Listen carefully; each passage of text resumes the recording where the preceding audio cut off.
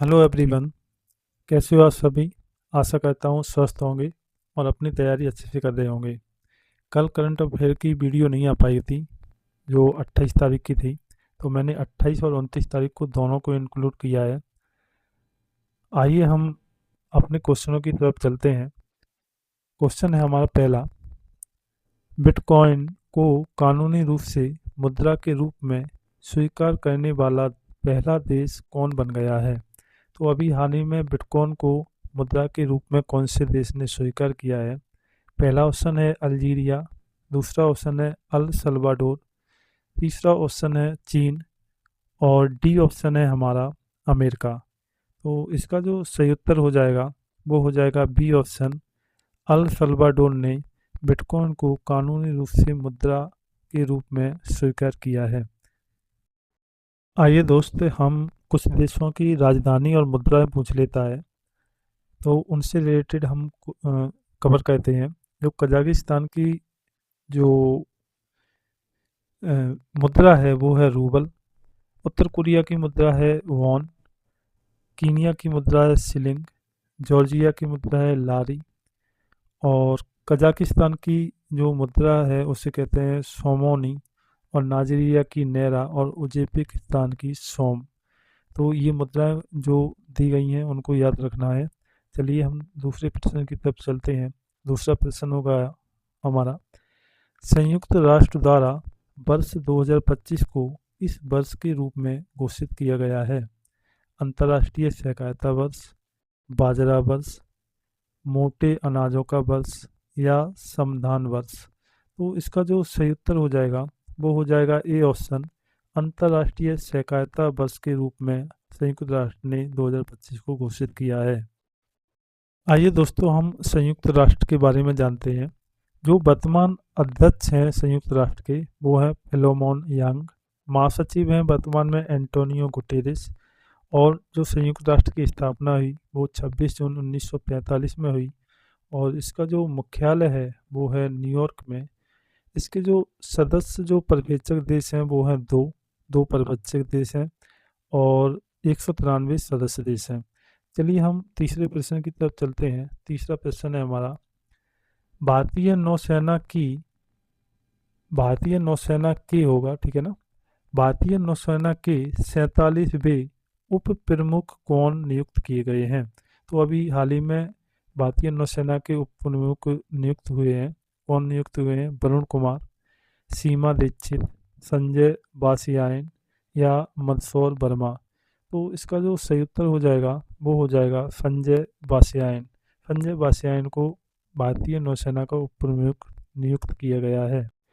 आइए हम महत्वपूर्ण पॉइंटों को देखते हैं। सिविल सेवा की शुरुआत जो की थी वो लॉर्ड कॉर्नवालिस ने की थी।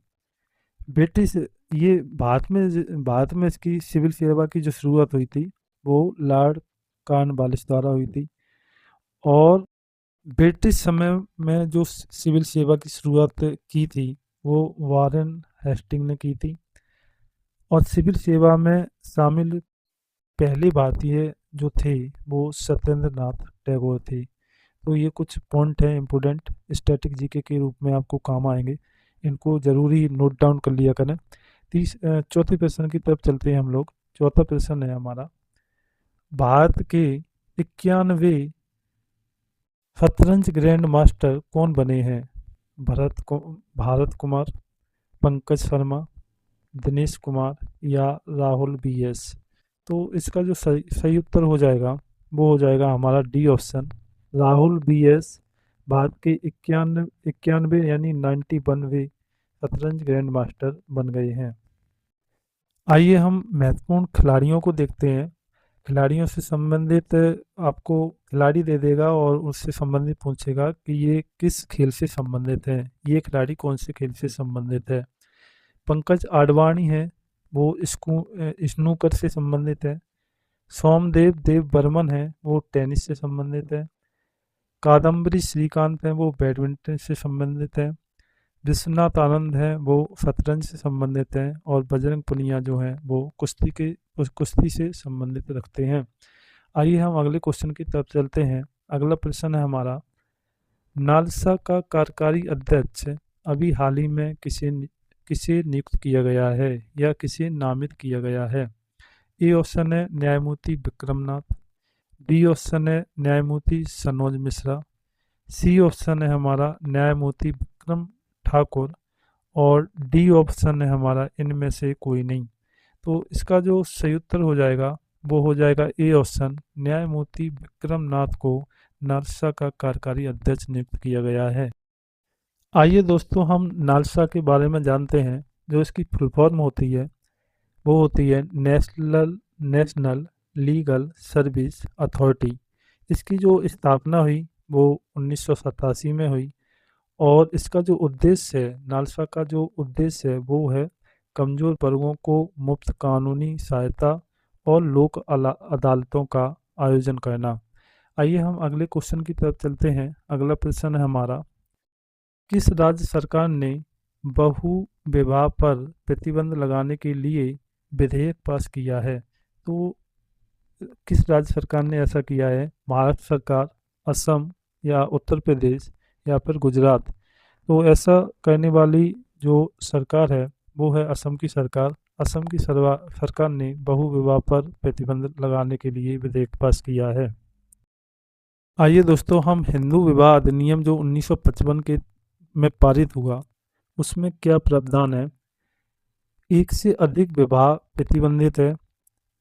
दूसरा है ये आईपीसी की धारा 494 के तहत इसको जुर्माना ठहराया जाएगा और इसमें अगर आप दो विवाह करते हैं यानी कि पहली शादी से आपका तलाक नहीं होता है और दूसरा विवाह करते हैं तो उसमें 7 साल की जेल और जुर्माना भी हो सकता है आपको।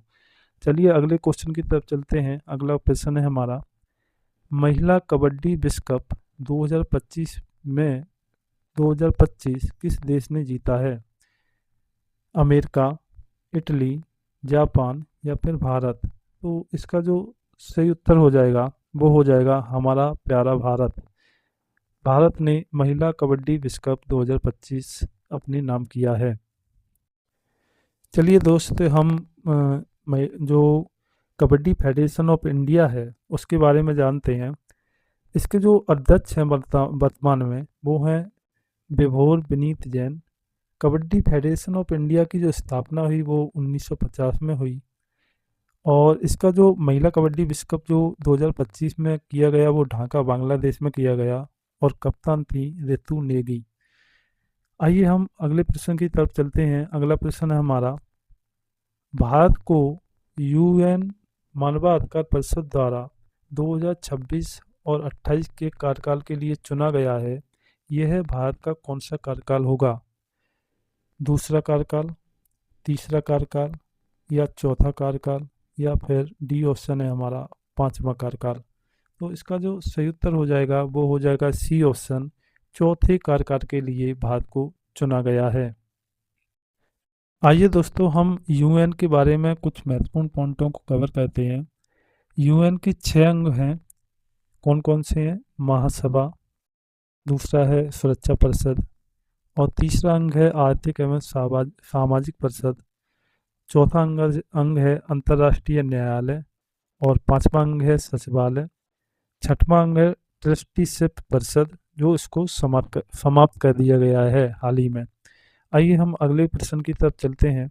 अगला प्रश्न हमारा जो आज का नवा प्रश्न होगा, डेविस कप 2025 का विजेता कौन सा देश बना है? इटली, जापान, अमेरिका या फिर फ्रांस?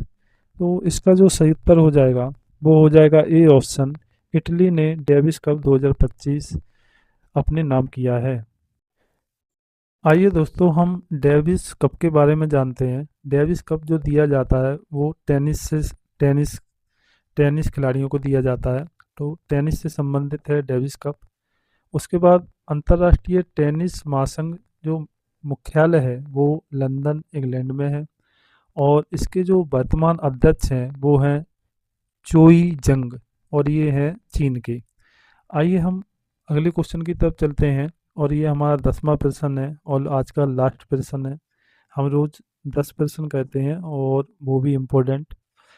10वां प्रश्न है हमारा, भारत सरकार ने राष्ट्रीय ग्रीन हाइड्रोजन मिशन के तहत वर्ष 2070 तक नेट जीरो लक्ष्य प्राप्त करना और ग्रीन हाइड्रोजन इकोसिस्टम के माध्यम से ऊर्जा सुरक्षा बढ़ाना है। राष्ट्रीय ग्रीन हाइड्रोजन मिशन की शुरुआत कब की गई थी? यानी कि भारत सरकार द्वारा राष्ट्रीय राष्ट्रीय ग्रीन हाइड्रोजन मिशन कब शुरू किया गया था? 2022 में, 2023 में, 2024 में, या हमारा डी ऑप्शन है 2025 में। तो इसका जो सही उत्तर हो जाएगा वो हो जाएगा बी ऑप्शन, 2023 में राष्ट्रीय ग्रीन हाइड्रोजन मिशन की शुरुआत की गई थी। आइए हम जो भारत सरकार द्वारा अभी तक जो योजना चलाई जा रही हैं उनके बारे में जान लेते हैं। पीएम पोषण शक्ति अभियान जो चलाया गया वो 2021 में चलाया गया। पीएम स्वनिधि निधि योजना जो चलाई गई वो 2020 में चलाई गई। स्वामित्व योजना जो आई वो 2020 में आई। पीएम किसान सम्मान निधि योजना जो आई वो 2019 में आई। और जल जीवन मिशन जो लागू किया गया भारत सरकार द्वारा वो 2019 में लागू किया गया। तो ये थे आज के 10 क्वेश्चन। आपको वीडियो कैसा लगा कमेंट करके ज़रूर बताया करिए। और आपको एक इम्पोर्टेंट न्यूज दे देता हूँ। जो दिल्ली पुलिस की वैकेंसी हैं, कांस्टेबल की, ड्राइवर की और अदर भी वैकेंसी आई हुई थी, उनकी एग्ज़ाम डेट आ चुकी है। इतना जल्दी एग्ज़ाम डेट आ जाएगी इसको किसी को पता नहीं था, लेकिन उनकी मर्जी भाई। हमें तो लग रहा था कि ये लगभग जनवरी में एग्ज़ाम जाएगा, लेकिन ऐसा हुआ नहीं। एमटीएस का एग्ज़ाम लास्ट में हो गया और दिल्ली पुलिस का एग्ज़ाम पहले ये लोग ले रहे हैं। तो आप तैयारी करते रहिए। दिल्ली पुलिस का जिसका भी पेपर है अपने अच्छे तरीके से तैयारी करिए और अच्छे तरीके से मेहनत करिए, जो इस बार सफल हो जाओ। बहुत सारी वैकेंसी आने वाली हैं, यूपी पुलिस की भी तो अपनी तैयारी करते रहिए। तब तक के लिए चलिए मिलते हैं अगले वीडियो में। अपना ख्याल रखिए और अपनों का भी ख्याल रखिए। Thank you very much video watch करने के लिए।